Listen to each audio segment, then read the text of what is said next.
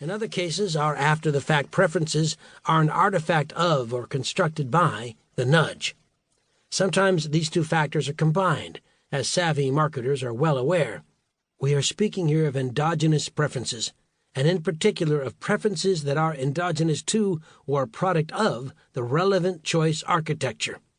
In such cases, how should we think about freedom of choice, and how ought the as judged by themselves criterion be understood and applied? A clarification. I am not making or engaging large claims about the social construction of preferences, values, or beliefs, or exploring either philosophical or sociological arguments about the role of social norms. The point is more specific and even mundane. People's preferences and values, and not merely their actions, can be a product of some nudge, such a default rule, and they may end up happy and satisfied however they are nudged. With some default settings on your cell phone, you might think, great, that makes perfect sense, and stick with them. If the settings were otherwise, you might think the same thing. Exercising your freedom of choice, you decide to stay with the status quo, whatever it is. That raises some dilemmas for those who are deciding what the status quo should be. Let us start with some fairly mundane cases. 1. George cares about the environment, but he also cares about money. He currently receives his electricity from coal. He knows that coal is not exactly good for the environment, but it is cheap, and he does not bother to switch to wind, which would be slightly more expensive. He is quite content with the current situation. Last month, his government imposed an automatic enrollment rule on electricity providers. People will receive energy from wind and pay a slight premium unless they choose to switch. George does not bother to switch. He says that he likes the current situation of automatic enrollment. He approves of the policy, and he approves of his own enrollment. 2. Diane is automatically enrolled in a bronze health care plan.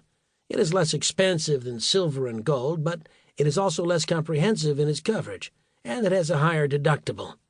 Diane prefers bronze and has no interest in switching. In a parallel world, a lot like ours but not quite identical, Diane is automatically enrolled in a gold health care plan. It is more expensive than silver and bronze, but it is also more comprehensive in its coverage, and it has a lower deductible. In that parallel world, Diane prefers gold and has no interest in switching. 3. Thomas has a serious illness. The question is whether he should have an operation, which carries with it potential benefits and potential risks. Reading about the operation online, Thomas is not sure whether he should go ahead with it. Thomas's doctor advises him to have the operation, emphasizing how much he has to lose if he does not. He decides to follow the advice. In a parallel world, a lot like ours but not quite identical, Thomas's doctor advises him not to have the operation, emphasizing how much he has to lose if he does. He decides to follow the advice.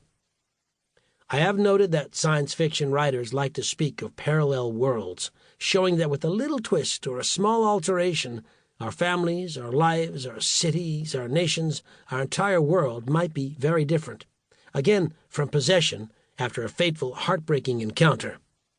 There are things that happen and leave no discernible trace, are not spoken or written of, though it would be very wrong to say that subsequent events go on indifferently, all the same, as though such things had never been.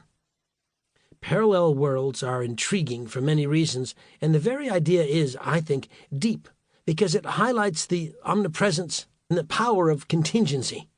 One such reason is that we, you and I, might have been or be quite happy in multiple other worlds, even if we are quite happy in our own. Our choices might be different in such worlds, even if they are free in every one of them. For the as judged by themselves criterion, that is a serious challenge. It suggests that the criterion does not produce unique solutions.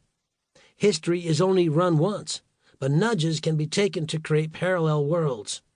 In the latter two cases, Diane and Thomas appear to lack an antecedent preference.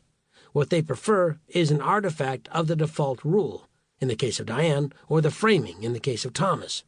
George's case is different. He does have an antecedent preference. We might think that in cases like his, nudges are illegitimate and even analogous to the case of Winston in 1984.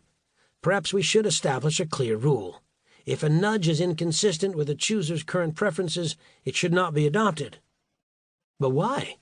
After all, a chooser can reject the nudge and go his own way if that is what he wants to do.